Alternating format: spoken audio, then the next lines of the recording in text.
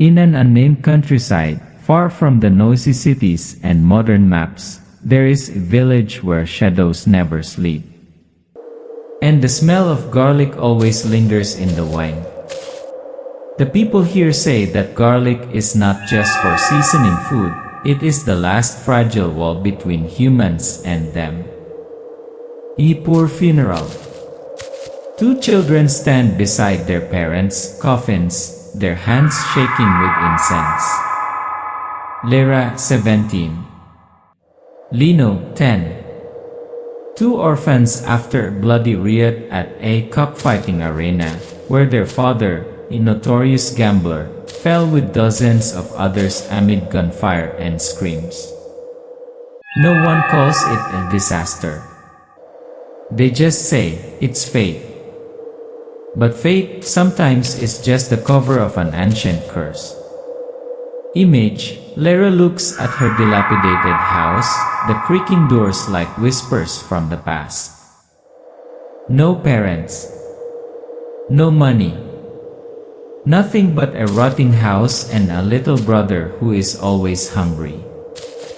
And then in the depths of despair, a hand reached out. It was Mangi, the old garlic seller, who wandered between villages, always silent and had eyes that people said looked through the soul.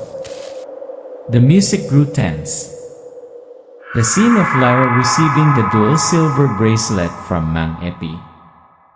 Don't take it off.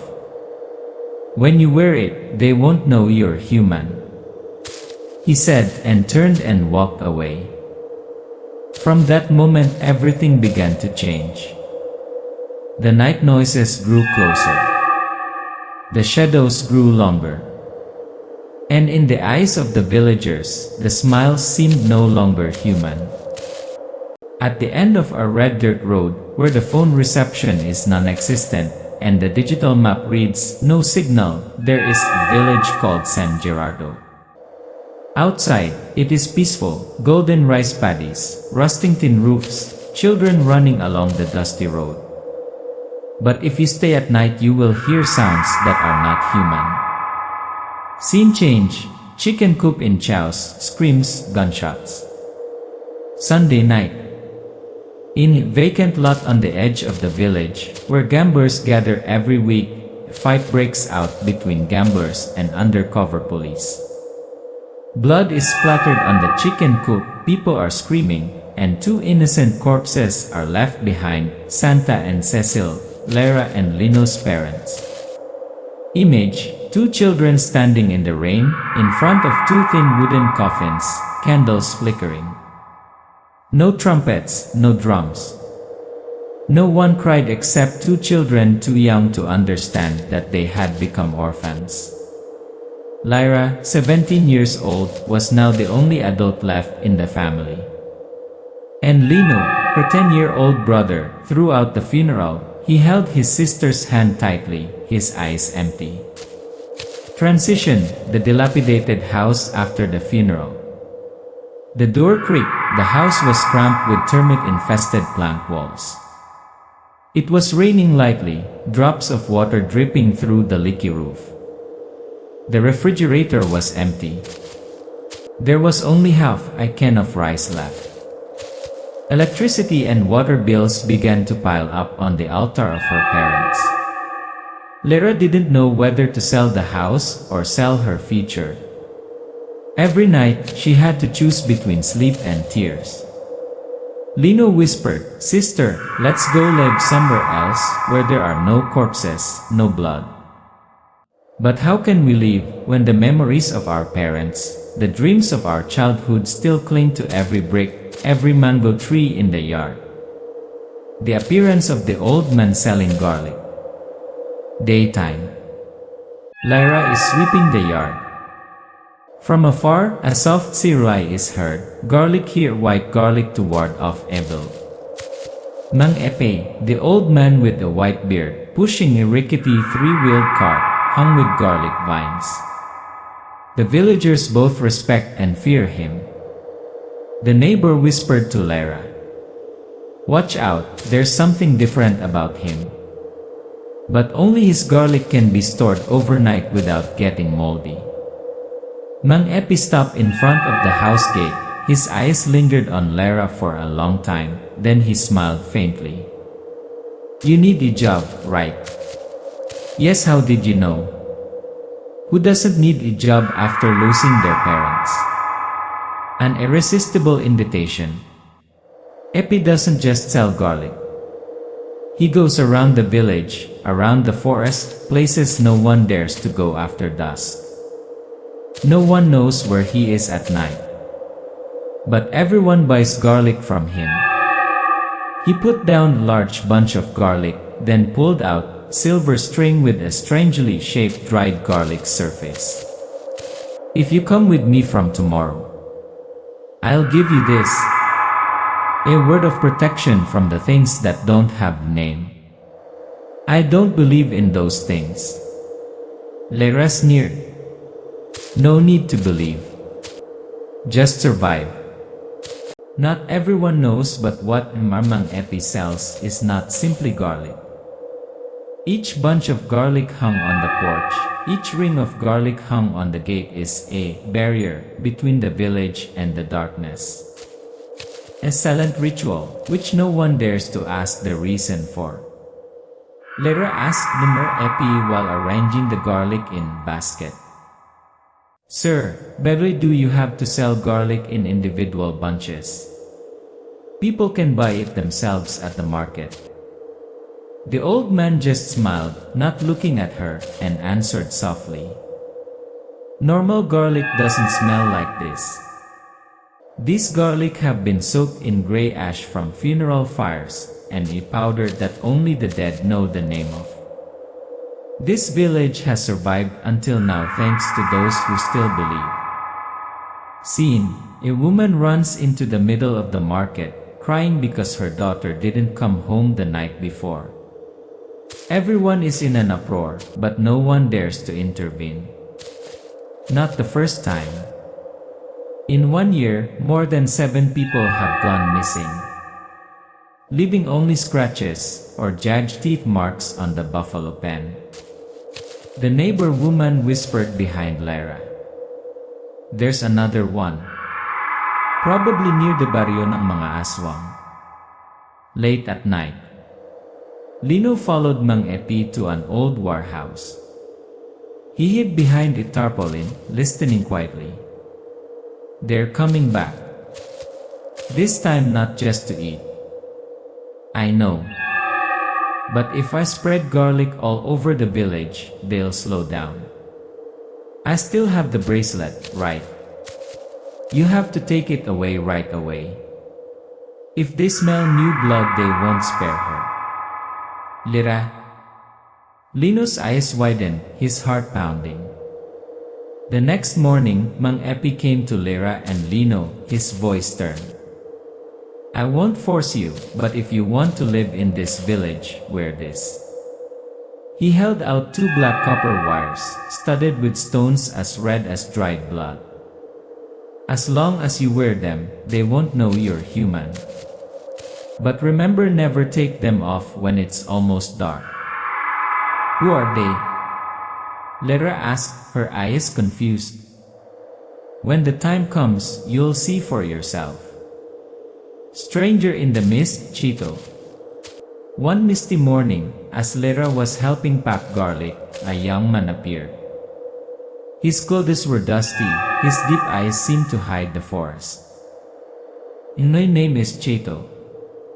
I'm an old friend of Elder Epi's. What are you doing here? Lara asked, half-warned. Finding something left behind and warning you not to stray into remarrying. Do you believe in Aswang? If you didn't, you wouldn't be alive today. His eyes looked deep into Lara's. There was something in that look, not fear, but anger that had been pent up for too long. That night, the alley was dark and moonless. Dogs were howling for no reason. Cats were running around. Lara lay awake, clutching the bracelet. Her eyes were half closed, but she felt as if someone was standing outside the window. Lino dreamed of crying.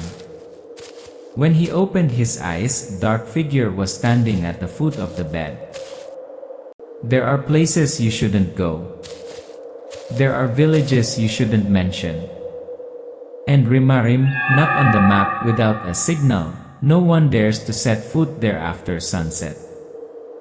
But three people defied it: Lyra, the girl with the garlic wreath; Cheto, the last survivor of a massacre; and Kale, the one who believes that the strong must know how to go against the wine.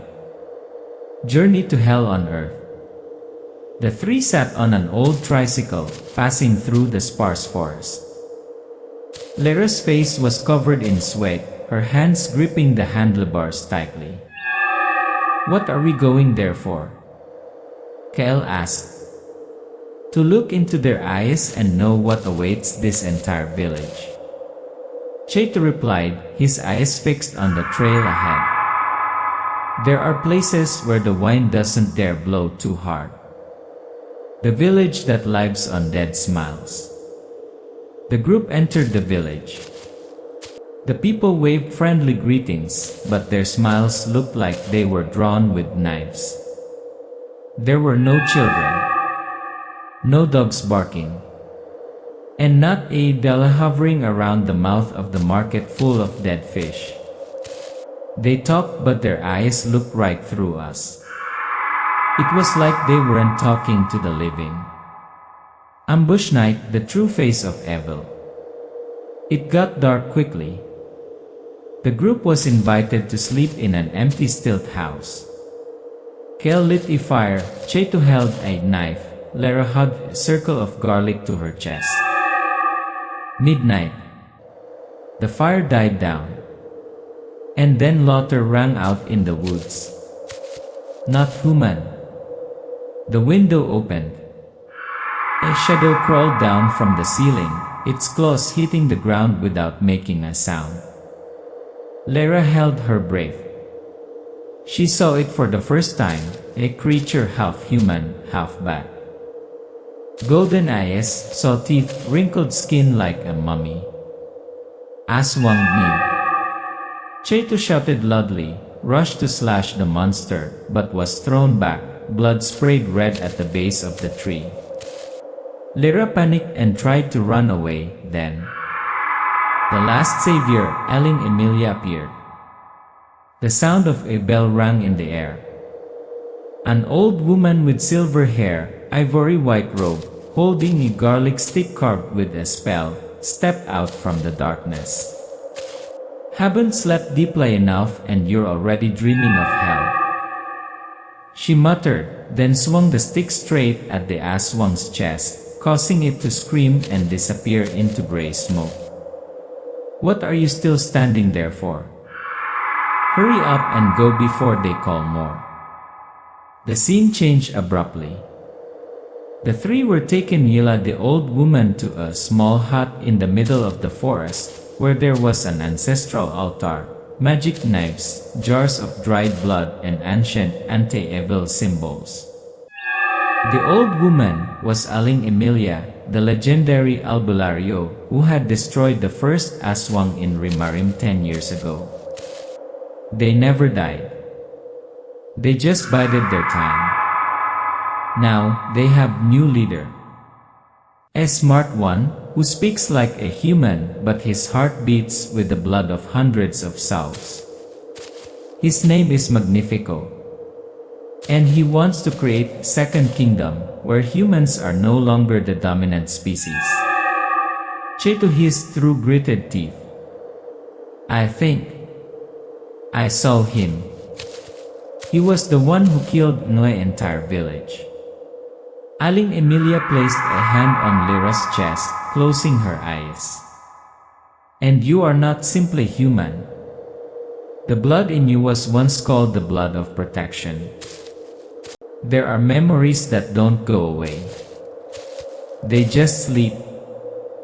And when they wake up, they will drown us in blood and blood debt." Epi was a hero. A great albulario. The only one to ever stab the leader of the Aswangs and live to tell the tale. The return of cursed memories. Aling Amelia handed Mang Epi a jar of ashes and a vial of sacred garlic water. It's time for you to remember not to live on, but to finish what you started. Mang Epi drank the mixture, then collapsed. A violent convulsion. His eyes widened and he screamed silently. I forgot. I once burned an entire lair alive. And they cursed me to live without knowing while I was alive. Lyra looked at Cheto silently, her eyes suspicious. The villagers' whispers haunted her. He doesn't age, he's not human. Do you doubt me? Cheto asked softly. I doubt all those who survive without a wound. Do you want to see the wound? Cheto tugged at his sleeve. His skin bore claw-shaped burns, deep to the bone. Lyra was silent, but her heart was still in turmoil. Who are you really, Cheto? Well, I can't read your eyes. Lyra rushed into the empty house in a panic. Lino's garlic ring lay in the middle of the floor, charred black. Lino! Lino! They took the boy. To lure us. Cheto clenched his fist. Kale slammed into the wall. In their eyes, there was no time for argument. Hit the bottom of the pane and stand up. The group tensed in the cave hideout. Mang Epi tapped the end of his staff on the ground, signaling silence. Don't let fear divide you. I've seen it before, and I let the whole group die because of suspicion. Lyra, you're not just a survivor. You're the one who stood. Aling Amelia put her hand on Lyra's shoulder. That child, your little brother, is the reason to fight. But the greater cause is to protect those who have no one else to ally for. The truth from Cheto, the one whose memory was erased. Lyra and Cheto faced each other in the middle of the night. Cheto bowed his head, his voice trembling. I used to have a family. A small village like your San Gerardo. One night they came. I was the only one who survived, but not ill luck. I beg Aling Amelia, erase my memory. I don't want to live to remember. But you know what?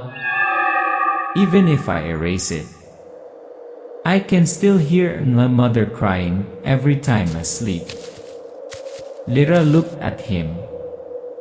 The doubt in her eyes vanished, only pity remained, and trust was rekindled like a spark. So, let's bring Lino back with me, and end all that they made us witness. They warned. They scattered garlic. They chanted spells. But that night, under the blood moon, all their prayers were lost in the sound of broken bones and torn flesh. The Aswangs, not here to hunt this time but to finish. The villagers panicked and scattered. Humanoid creatures, long-haired, with razor-like claws, swooped down from the roofs. Their eyes glowed red like embers, howling in the darkness. He is the leader, Magnifico, the monster in human form, the heir to the first bloodline of the Aswangs. He does not need blood, he wants power. New world where humans are nothing but animals. In the old temple, Mang Epi scattered salt and chicken blood around the courtyard. Aling Amelia placed jars of sacred ashes around the village. Lyra clutched the ivory espada, the sword of the albulario long ago. This is no longer a village. This is a battlefield. And light is the only thing standing between them and extinction. The orphan girl now holds a sword. The absent-minded old man now recites a forgotten spell. And the son with an old wand now leads the fearless army. The continuous, cinematic shot, garlic explodes in the fire. The garlic vine wraps around the Aswang's neck and tightens until it turns to ash. Chaito wields a silver knife, while Kale fires, crossbow soaked in garlic oil. Aling Amelia goes toe-to-toe with a high-ranking female Aswang, who was once a princess of the Black Blood. Both disappear into smoke and only a piercing scream is heard. Lyra finds her, blood-soaked in her white dress, her mouth still whispering the final incantation, "Protect your brother, protect the village." The final blow when a mortal pierces the darkness. Scene, Magnifico appears. He rushes in like black wine, knocking Mang Epi down and grabbing Lyra. His face turned demonic, snake tongue lolling out, breath smelling like rotting corpses. "Do you think garlic will kill me?" "No," Lyra whispered. "But it is the memory that will do it." She drew her ivory espada, swung it with all the strength of her ancestors, both hatred and compassion. The blade plunged into his chest, piercing the heart, the place that had sucked the blood of hundreds of people. "Aarg!" Magnifico screamed. Black smoke billowed from the wand, rising as if it was being burned alive from within. Down, Lyra stopped. The sun rose. The scattered Aswang corpses turned to dust. Lyra knelt in the middle of the courtyard, her hair disheveled, her hand still holding the scorched sword. Lino ran to hug her, crying, "The war is over." But no one is laughing. Epi was badly injured. Kael lost an eye. Chaito chose to leave the village, carrying the curse of never being fully human. Lyra sat alone in front of the hut at the edge of the forest. On the table were a new bunch of garlic, a redstone bracelet, and Aling Amelia's old spellbook. "I am not an albulario. Nor am I a hero. I am just the last one who did not leave. Because the darkness will always return. And someone must guard the gate between us and the nameless demons."